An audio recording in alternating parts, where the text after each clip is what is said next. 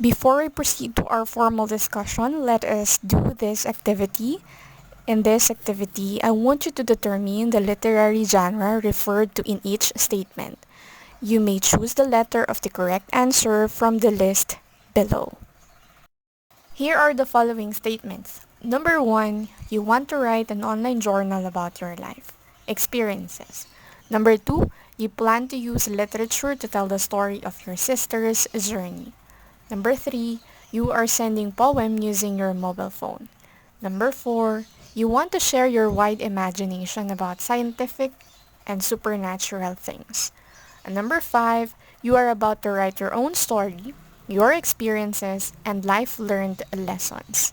The following choices are given below. You may also check your answers if they're correct using our description box.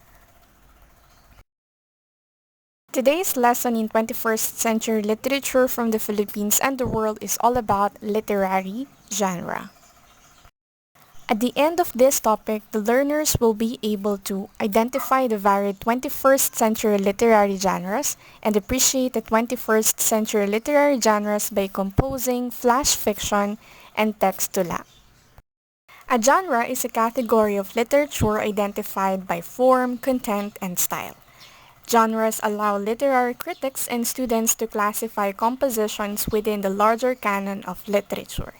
Understanding the said importance of genre in writing is the key to success. It is all about reader expectations, wherein it matters more than what we think. It affects every aspect of our story, and it will shape our characters. It will save us in the middle build. It will release our true creative potential in developing our literary piece. And most of all, it will enable us to tell a story that readers enjoy.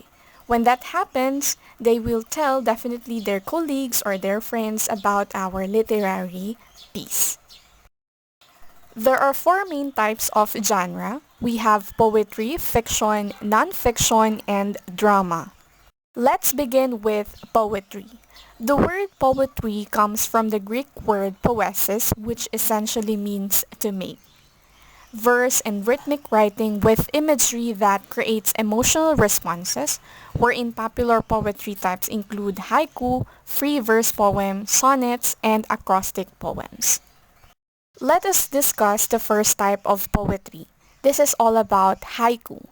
Haiku is an ancient form of Japanese poetry often containing a total of 17 syllables shared between 3 lines that are arranged in a pattern of 5-7-5. The first line consists of 5 syllables, the second line 7, and the last line contains another 5 syllables. Another type is what we call acrostic poem. An acrostic is a piece of writing in which a particular set of letters, typically the first letter of each line, word, or paragraph, spells out a word or phrase with special significance to the text. Acrostics are most commonly written as a form of poetry, but they can also be found in prose or used as word puzzles. Moreover, acrostic poems may be written in meter or in free verse, either of the two, with or without rhyme. And lastly, this is all about sonnet, a poem of 14 lines using any of a number of formal rhyme schemes, wherein in English typically having 10 syllables per line. Next one is what we call fiction. It is a narrative literary works whose content is produced by the imagination and is not necessarily based on fact. It helps us understand other perspectives or other people's perspectives. Literature in the form of prose, especially short stories and novels, wherein it has a power that no other form of communication does. The power that I am referring is to insert us fully and completely in someone else's mind. Non-fiction, an informational text dealing with an actual real subject. Non-fiction writing can be based in history and biography.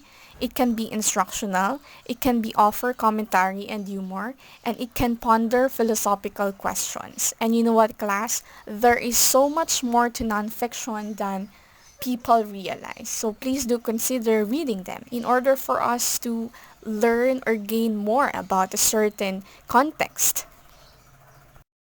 Another one is what we call drama.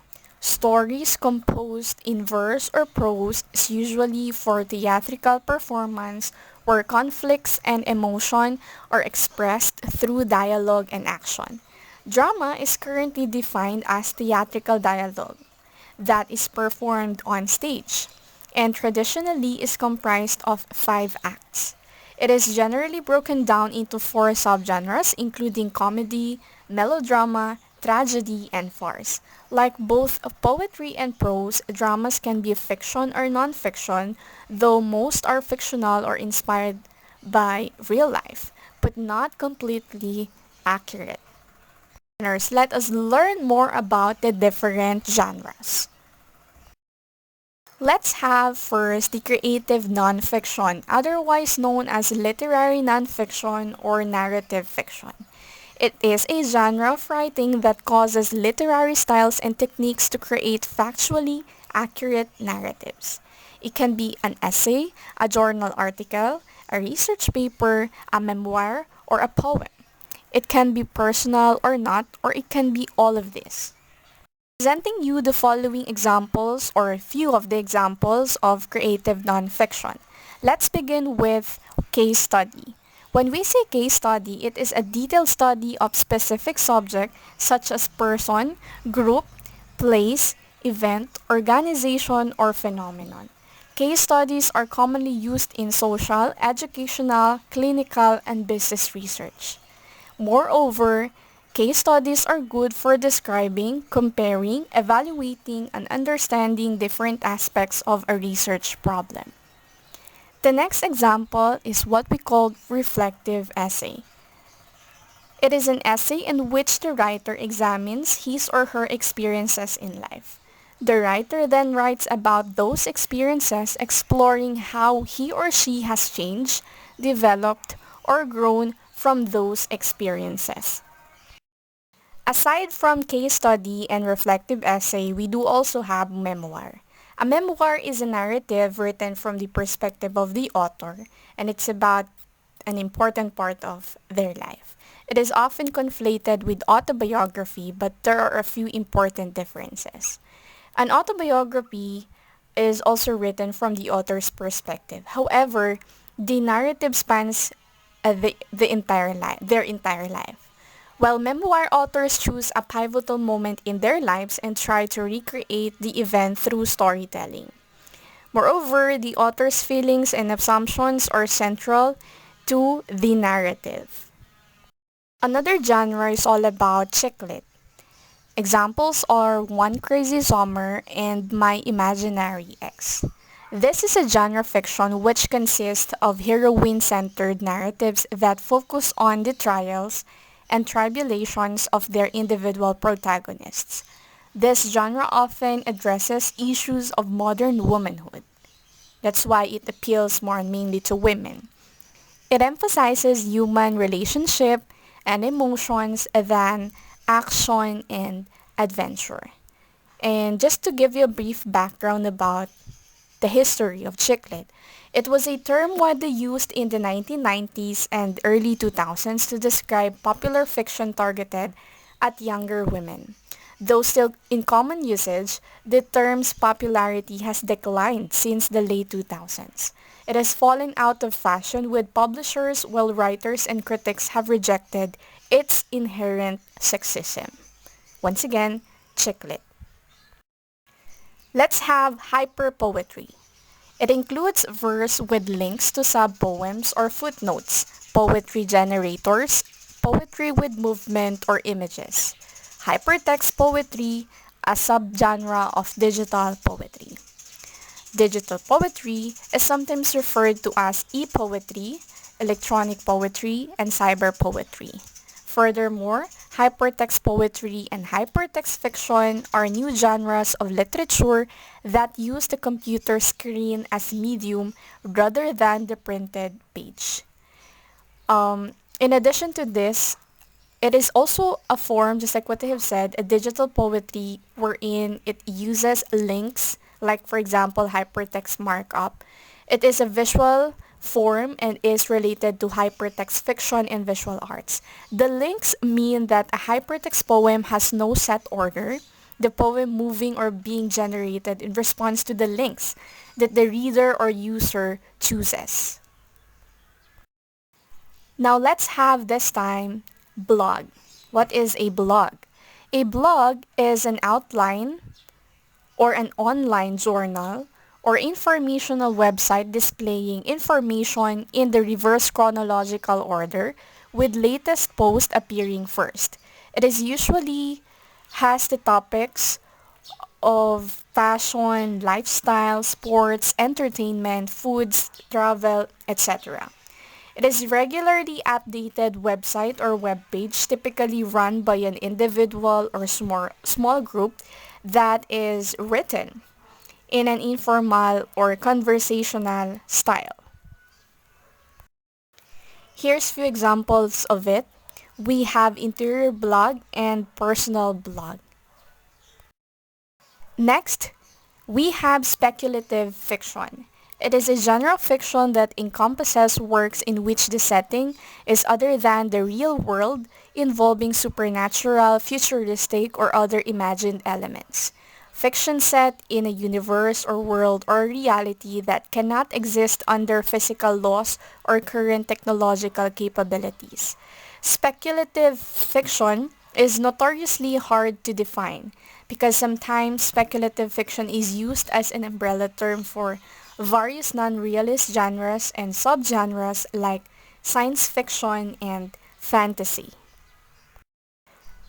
Let's have textula. The term textula is a blend of the English word text and the Filipino word tula, meaning text poem. It is originated in Japan. It is consist of about 70 to 100 words, each due to character. Based from the concept of textula, the entire poem is written and read on mobile phones, wherein it traces its origin to traditional Tagalog form of poetry called Tanaga.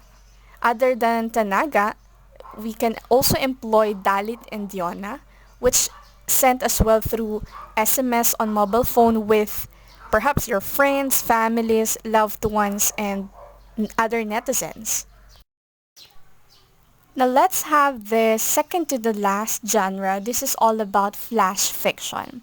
A genre of fiction defined as a very short story, a style of fictional literature of extreme brevity or concise and exact.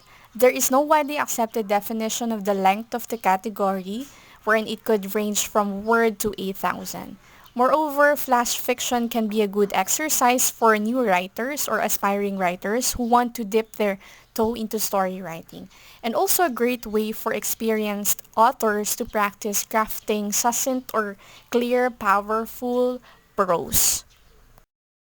Lastly, we do have graphic novel, a book that is made up of comics content. As you can see, it is a novel in a comic strip format. Take a look at the pictures. It is a type of text combining words and images, essentially a comic. Like for example, manga, webtoon, even the classic comics here in the Philippines like Darna, Captain Barbell, and of course, one of the greatest book, no? Across the world, we do have Wimpy, Diary of a Wimpy Kid. Graphic novels can be fiction, non-fiction, history, fantasy, or anything in between. Always remember that graphic novels are similar to comic books based from its features and functions. Okay, so that's it. Graphic novel. To formally end our discussion, let me just give you the importance of using genre in literature. I know as well that you've realized now something today about its significance. Remember that genres give writers a specific type of literature to work within. They allow writers to specialize in one genre or to dabble in others. Genre allows us to classify literature, to deem what is appropriate for a certain type of literature, and to judge the merit of the literature based on its genre. Okay, class. So that's it. That sums up our lesson for this afternoon. I hope you learned something today, no? And with that, please do check your Google Classroom for your performance task. Thanks for watching. See you in my next one. Please like, leave a comment, subscribe, and hit the bell button for more lessons to learn. Bye!